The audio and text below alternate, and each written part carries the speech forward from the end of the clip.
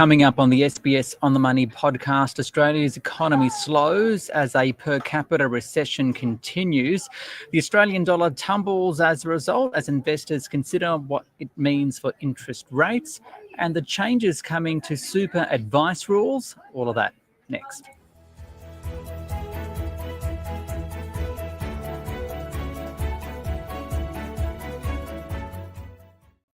Hi everyone, it's your daily 10-minute business and finance news wrap for this Wednesday, the 4th of November 2024. Actually, we've got a bit more of an extended edition because in addition to the Australian share market, which fell by 0.4%, we'll have the details with Hebe Chen from IG Markets.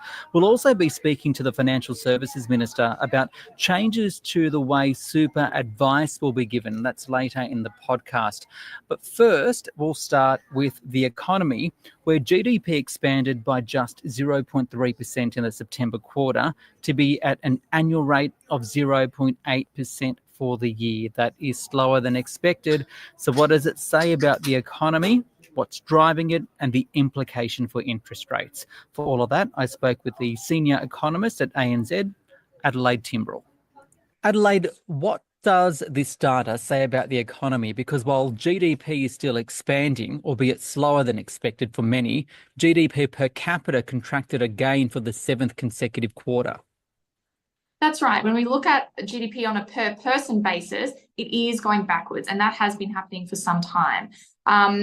Population growth has been a huge driver of GDP in Australia, not just recently, but over the last 30 years. You know, we used to brag about how we went so long without a recession, but we have had many per person recessions over that time. What we saw in the GDP data, and this is something that we've been seeing in the last few prints, is that the public sector is really what drove growth. So government investment in particular, that jumped 6.3% over the quarter and contributed 0.3 percentage points to GDP growth. Government consumption, which was boosted by the electricity rebates, also added 0.3 percentage points to growth. And then the private sector took 0.3 percentage points away, giving us a grand total of 0.3.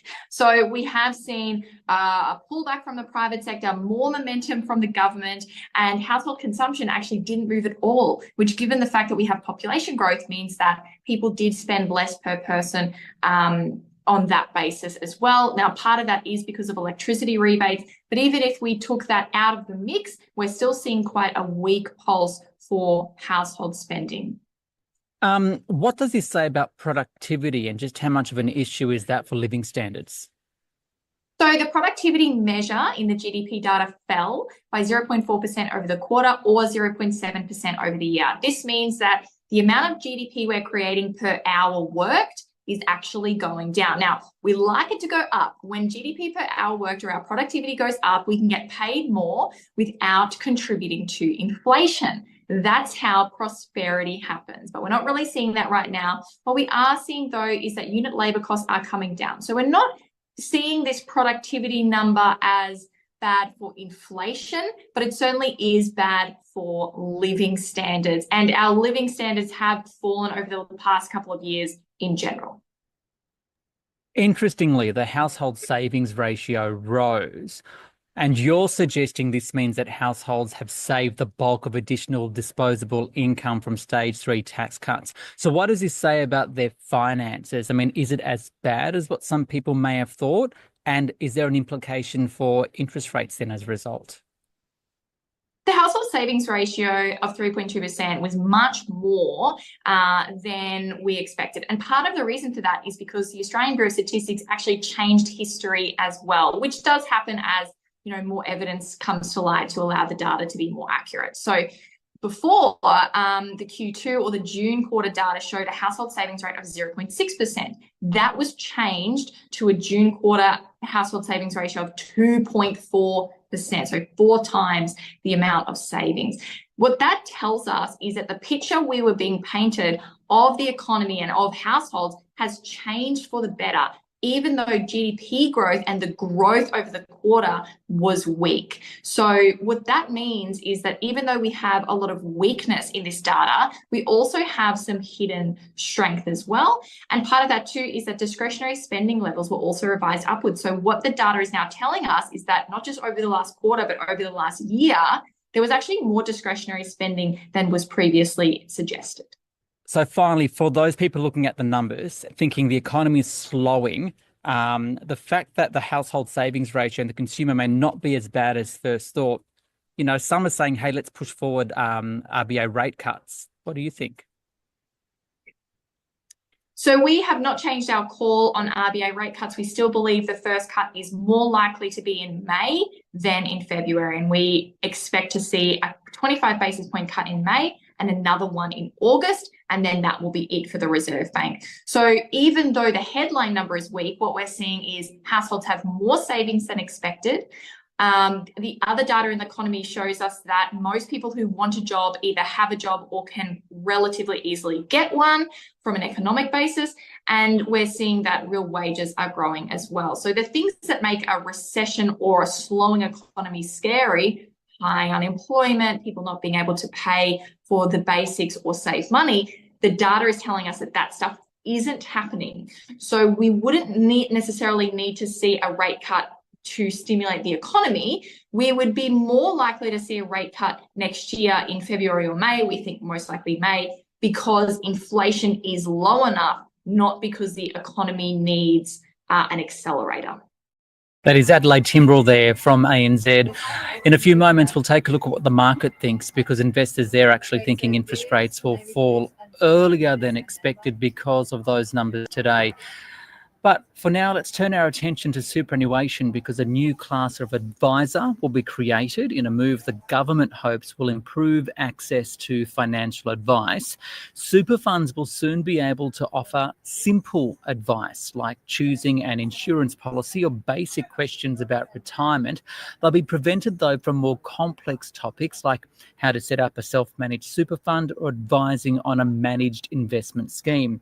For more, I spoke with the Financial Services Minister, Stephen Jones. Minister, a key change will be the creation of a new class of advisor.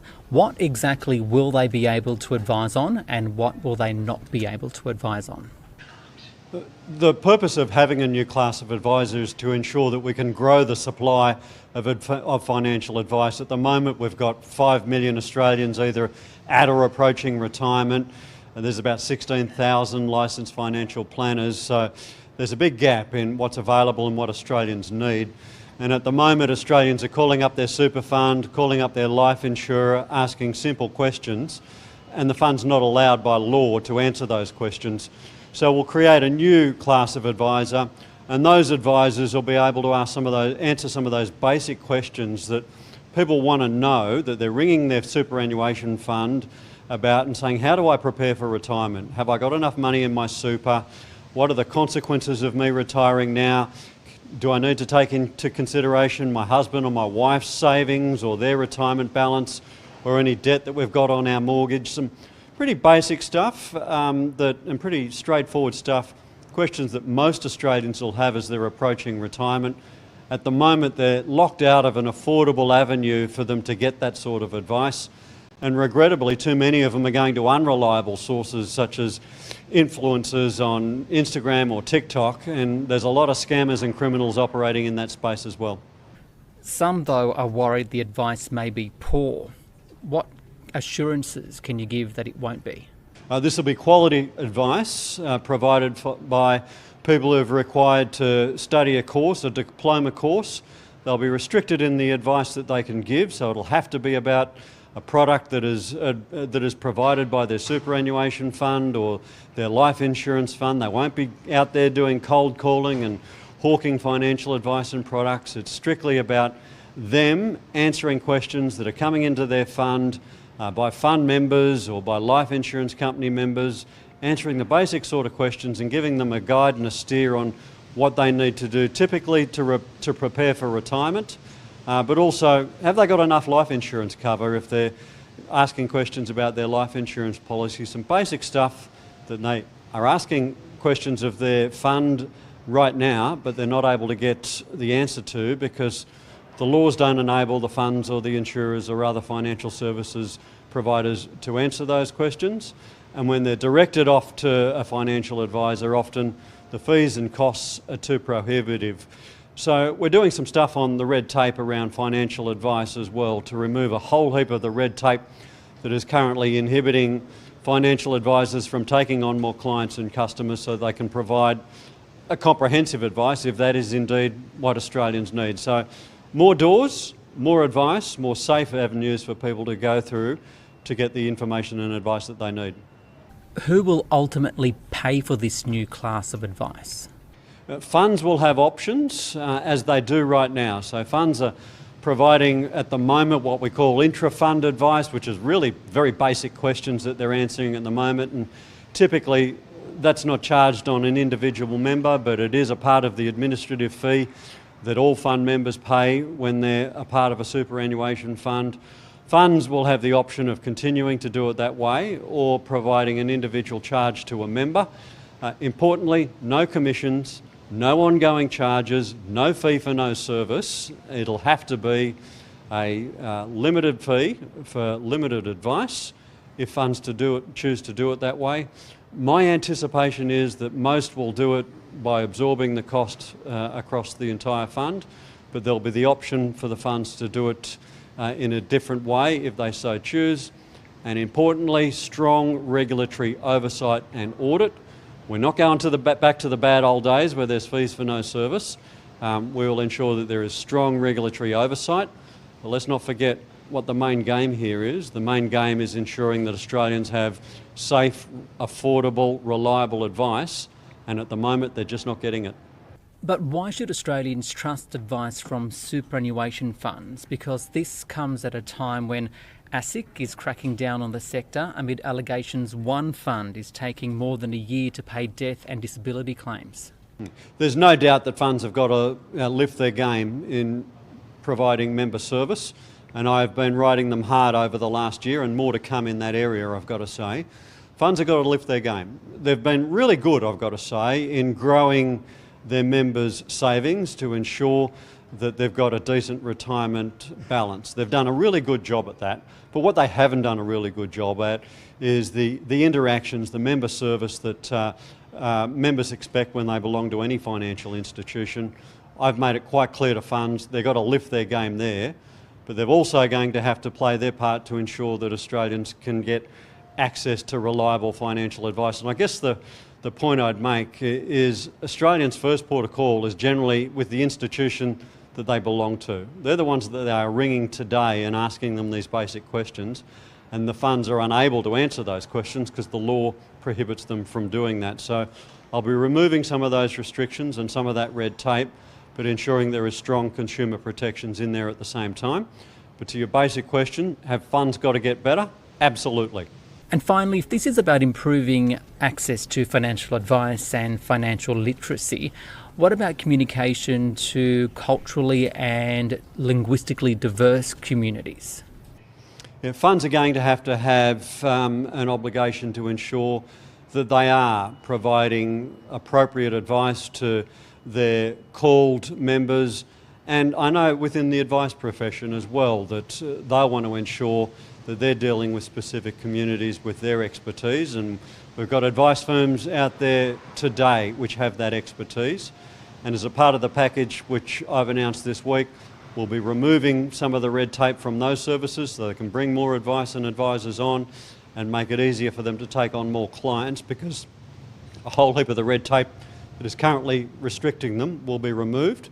Importantly, we're removing red tape, but we're not removing the guardrails. They will remain in place. Advice will still have to be provided in the best interest of the member or the customer. Okay, that's Stephen Jones there, the Financial Services Minister, but what does the industry think? For that, Rhayna Bosch spoke with Xavier O'Halloran. He is the CEO of Super Consumers Australia. There's a few changes in the package announced today. One of the leading ones is the introduction of what they're calling a new class of advisor. Currently, advisors need training. They need university level training for the most part. What this new class of advisor would require is just a diploma. So a few months of study before they could work in, say, a superannuation fund or another business or an advice practice and give out advice to consumers. So the government is doing this because they see this as a lower cost way to meet what they've perceived as an advice need in the general community, particularly as people head into retirement and want to plan for how they're going to spend down their retirement savings. Now, in a release that Super Consumers Australia put through today, there were a number of concerns listed in relation to this. Can you talk us through some of those? So a couple of our concerns are around how this new class of advisor will be charged for. There are two proposals in the package. One would see everyone in a superannuation fund pay for advice that this new class of advisor would deliver, regardless of whether you use the service or not. So it would likely lead to an increase in administration fees at superannuation funds. So everyone would be paying regardless of whether you use the service or not. The other proposal would allow for the advice given by these advisors to be directly charged for as well from your super or directly paid for individually too. And the idea behind this is that, if the advice gets more complicated, might take a bit more time, there might be extra costs involved, and so that they would have to pay for it directly. The problem with this, particularly in superannuation, is that this kind of arrangement already exists for financial advisors, generally the better trained ones that we already have. But the regulator released a report earlier in the year that found that super funds weren't doing enough to make sure that people were getting value for money for the advice being charged out of their super. In some cases, people were getting charged upwards of $15,000 for a piece of advice, which is about 3 times what the average advice fee is, and can have a real dent in your retirement savings if you're paying that much for advice. You did mention that the devil was in the detail. What more do you need to see from this legislation in order for you to be comfortable with it going through? Yeah, there's a few things. One other thing we didn't mention earlier is that this package will also look to redefine what the best interest duty means. So this is the kind of core consumer protection for everyone in financial advice. It means just that a super fund in this case, or an advisor, needs to act in your best interests when they're giving advice. What they're looking to do is to make it a bit easier for them to confine the advice they give to specific topics. The danger in that is that they can confine issues potentially to meet the super fund's interest rather than yours. They can say, look, I think if you contribute more money to your super, you'll be better off in retirement, rather than, if you switch to a fund that has better investment returns, you'll be better off in retirement. So that kind of confining of advice and what they call scoping advice can lead to really poor outcomes. So we're saying, look, government, leave the best interest duty alone. It's the core consumer protection. Don't try to make it something that it isn't, and continue to protect consumers. And then in terms of those fees and excessive charges that we want to see dealt with, we want to see greater transparency around how many people are using those services. And we also want to see regular checks on the quality of advice that is being delivered via those services as well, to make sure people are getting value for money, because a lot of people won't notice. It'll just be likely a smaller increase in their fees each year, which add up over their entire lifetime and add up over the membership. Already, super funds are paying about $74 million in member fees each year to fund these types of services. We'll see that definitely increase off the back of this package. That's Xavier O'Halloran there from Super Consumers Australia. Now, Market Day on the SBS On the Money podcast. The Australian share market fell today. The S&P ASX 200 off by 0.4% to 8,462. The Australian dollar also tumbling by around half a US cent immediately after the GDP figures. For the reaction, I spoke with Hebe Chen, a market analyst at IG Markets. Hebe, how did the market react to today's GDP data? Well, it seems the market feels a bit disappointing about the data today, as which you can tell from the fact that even the Australian market started at a bit of softer tone. The bottom of the curve, or the sharpest dip, occurs just right after the report in the midday. I think what the data or the market feel concerned about is that today's data just highlights the major concern for our economy. One's the lower productivity, which is now dropping into the lowest level in 2 decades. Another one is the softer export or trade dynamic because of the softer commodity prices. And these may happen to the two major concern and headwind for the Australian economy moving forward into the next year. What I found interesting was that the Australian dollar against the US fell around about half a US cent about an hour after the data was released. Does this mean that interest rates may fall a little earlier than expected now, because the trend has been for a number of experts to actually push back their expectations for a rate cut from February to May? So what's the market thinking? Oh, yes, indeed. I've said today's GDP do have a material impact on the expectation for when the first rate cut RBA were announced. So previously, market expecting they will occur into the second quarter. Now, obviously, the markets bring their timeline forward into April. And this is also subject to change, which I think the next week's RBA meeting will definitely have a bit of a shaking or reshape the expectation for that. The major point here is today's GDP data has shown a misjudgment by the RBA, because RBA is actually expecting our economy will push up, recover into the second half until 1.5% for December quarter. And today's data just showing that our economy is definitely moving into the wrong or opposite direction as RBA projected. So that will definitely have a quite significant impact for what stance RBA will show us next week. Any company news you're looking at today? Well, I am looking at the real estate sector, not only because it's the worst performer this today, they're dropping about 2.3%, but also the Goodman Group, which dropping as much as 5% today. On the surface, the direct reason is because one of the biggest shareholders of Goodman, they're dumping about 2 billion value of shares. But another one, I think that today's GDP also potentially will mark a turning point for what we're expecting the real estate sectors will moving forward. This is a sector that performed very well this year. The Goodman share price jumping up at 44%. But given that we're having such a weaker economy and then the rate cut potentially happening, we're painting quite a tricky and mixed picture for this sector rolling into 2025. And finally, where do you see the opportunities for investors at the moment? Well, I think when we're looking ahead to 2025, I think there's one thing that I feel most certain about is the strength of US dollar. And that's all because the return of Trump, because of a lot of changes, the volatility is happening.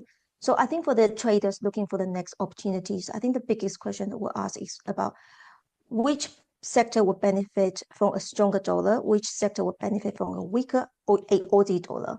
And another question is about if the forex market is getting more volatile, is any other asset group will benefit from that, because the institution, the central bank doesn't like the volatilities, will have to seek the shelter from that fact. So I think the answer to this question will potentially provide a good roadmap to looking for the next opportunity.